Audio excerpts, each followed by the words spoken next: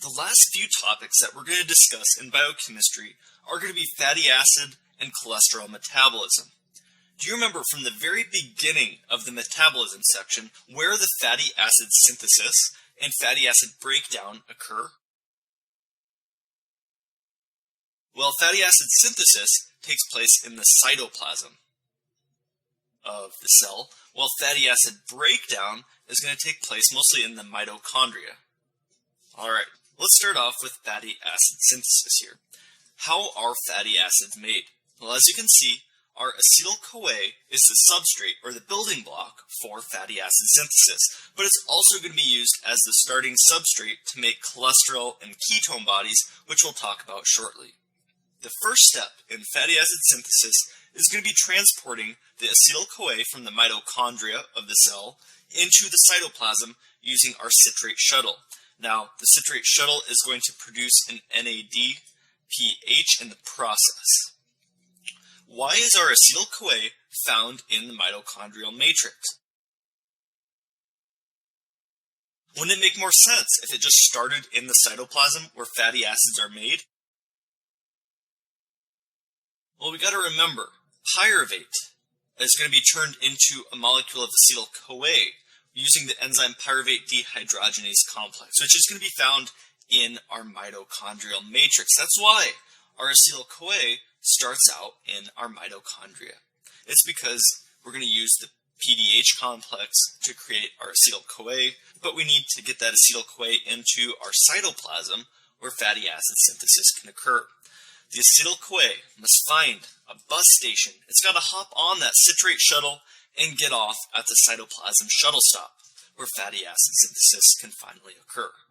Now, once inside the cell cytoplasm, the 2-carbon, so this is a 2-carbon acetyl-CoA molecule, is carboxylated. So now we're inside the cytoplasm. We need to add a carbon group to it to form a 3-carbon malonyl-CoA. Actually, I'm going to get rid of that and write it over here. A 3-carbon malonyl-CoA. So notice how we're just adding a carbon to it. Now this is going to use the enzyme acetyl-CoA carboxylase. And like most carboxylation reactions, we're going to need to use the cofactor biotin. Now this is the rate-limiting step of fatty acid synthesis, and therefore it's going to be the most heavily regulated. So it's going to be the rate-limiting step. Next, our fatty acid synthesis enzyme is used to add a 2-carbon unit from malonyl-CoA to the growing fatty acid until it reaches its full length. So we need to introduce another enzyme, fatty acid synthase. This also requires NADPH, which is conveniently produced by using that citrate shuttle. So our NADPH that we created down here is going to be used during our fatty acid synthase step. Subsequent modification of palmitate can lead to further chain elongation, desaturation, or acetylglycerol formation.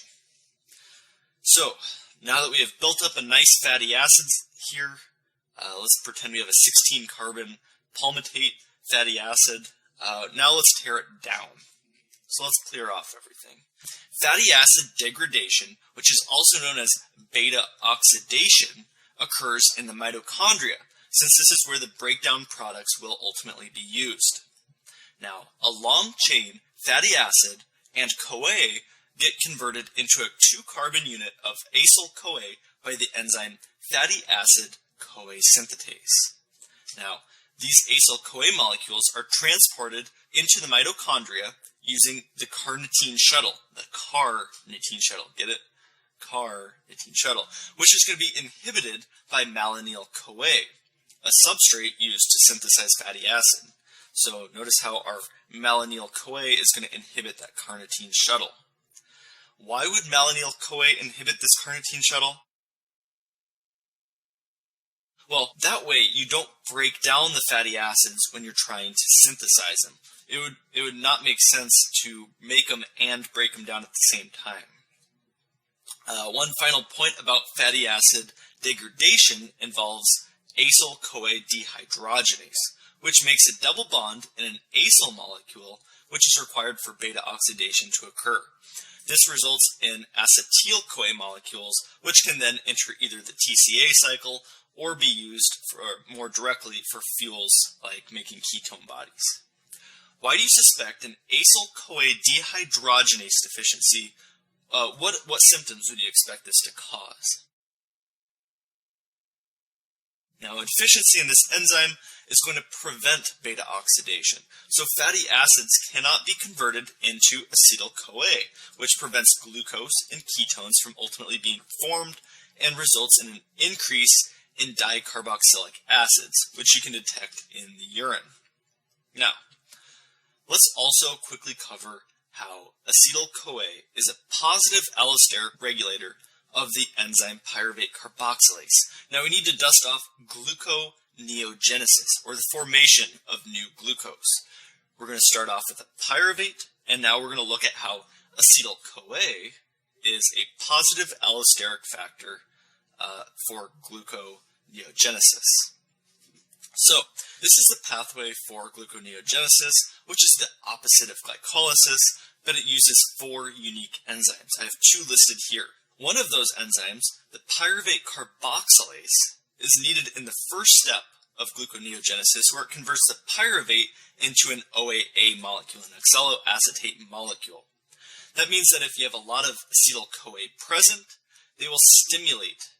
We're going to stimulate this enzyme, leading to increased gluconeogenesis. With that said, what do you expect a decreased amount of acetyl-CoA to do on fasting gluconeogenesis? Well, if you have lower levels of acetyl-CoA, you're going to decrease gluconeogenesis, which makes sense because you don't want to build a lot of glucose molecules if you don't have the construction molecules.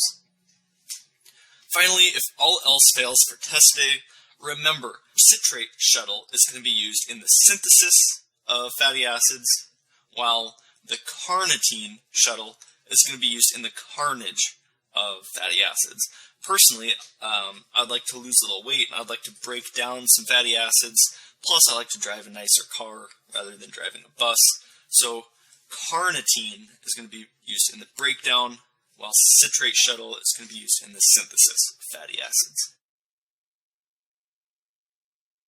From our discussion on fatty acid metabolism, we talked about how fatty acids can be converted into acetyl-CoA, which can then enter either the TCA cycle or it can be used to make ketone bodies.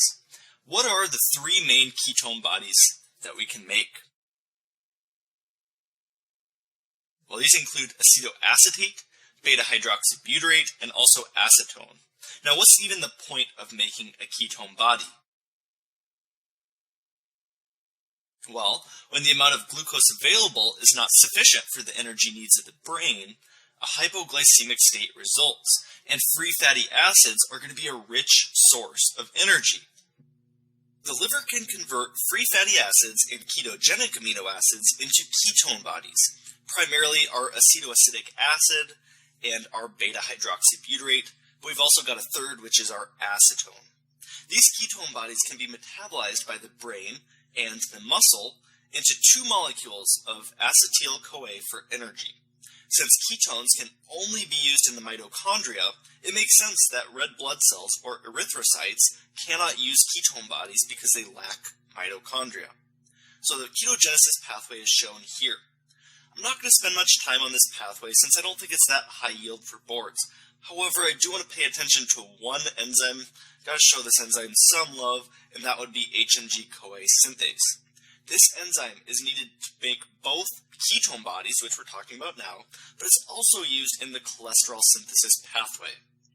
There are 2 forms of this HMG-CoA synthase enzyme, and they're encoded by 2 different sets of genes. The mitochondrial form acts on ketone synthesis, and the cytosolic form acts on cholesterol metabolism. Well, right now we're talking about the mitochondrial form of HMG-CoA synthase since we're talking about ketone bodies. So our HMG-CoA synthase is going to make a molecule of HMG-CoA, which will get converted into our acetoacetic acid, and then eventually our acetone and beta-hydroxybutyrate.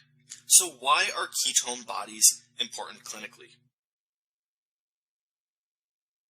The acetone can give one's breath a fruity odor, which can indicate that somebody's in a diabetic ketoacidotic state. So if they're in a diabetic ketoacidotic state, and you see on the boards, or they try and paint a picture of a fruity breath, or smells like nail polish remover, I want you to immediately think, oh, they're saying that their breath has a ketone body, the acetone smell. So I want you to think diabetic ketoacidosis. In prolonged starvation and diabetic ketoacidosis, oxaloacetate must be used for gluconeogenesis, and therefore it becomes depleted from the TCA cycle. Also, in alcoholism, excess NADH converts oxaloacetate to malate, which was discussed earlier. Both of these cause a buildup of acetyl-CoA, which now gets converted into ketone body formation. I want you to tell me, is there a urine test for ketones? Yes, there is, but it does not detect beta-hydroxybutyrate. One final point is that the liver makes most of these ketone bodies, but it lacks the enzymes needed to utilize them. It makes them, but it doesn't use them. Remember, it's mostly the muscle and the brain that uses them. Let's do a clinical example using ketone bodies. An 18-year-old with type 1 diabetes refuses to take his insulin for a full day and develops a fruity-smelling breath and ketones in his urine. Why does this happen? This man developed ketoacidosis because he depleted oxaloacetate since his body ramped up gluconeogenesis. Since he depleted his OAA levels, this TCA cycle stalled, which shunts glucose and free fatty acids into ketone body production. Because remember, you need to supply the brain with energy at all times. So the body has developed kind of a way to keep the brain and muscles always supplied.